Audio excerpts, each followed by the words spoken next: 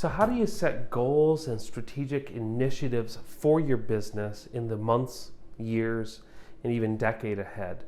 Well, the first thing that I do is I sit down and I consider what is a 10-year target that if we could hit this target in 10 years, it would make meaningful and significant difference in the world around us.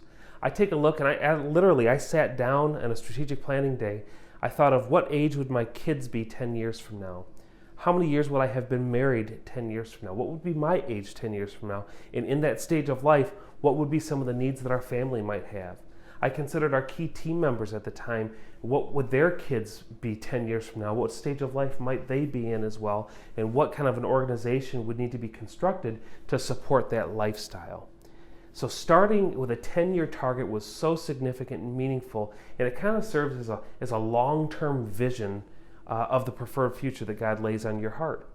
And once you kind of have a sense of the direction and the impact that you would love to see made over the course of the next decade, well then what would have to take place in the next 3 years for you to say that you are on the pathway toward that vision?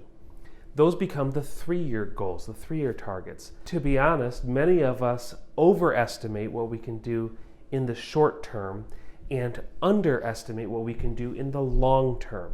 So 3 years is a good amount of time. It's actually over 1,000 days of time. There's a lot that can take place in the course of 3 years, more than you probably realize. So that 3-year target should be somewhat of a BHAG goal, a big, hairy, audacious goal that you want to really get after and move the marker in key areas.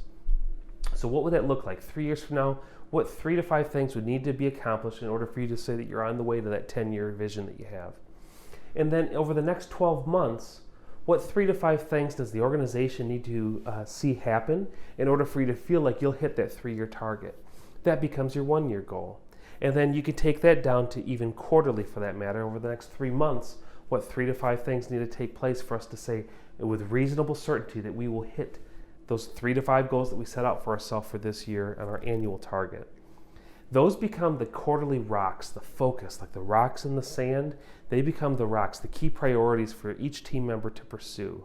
So remember that 10-year target, 3-year plan, 1-year plan, and then ultimately quarterly goals. All of these kind of fill in and kind of build the momentum to reach a future that's greater than where you're at today.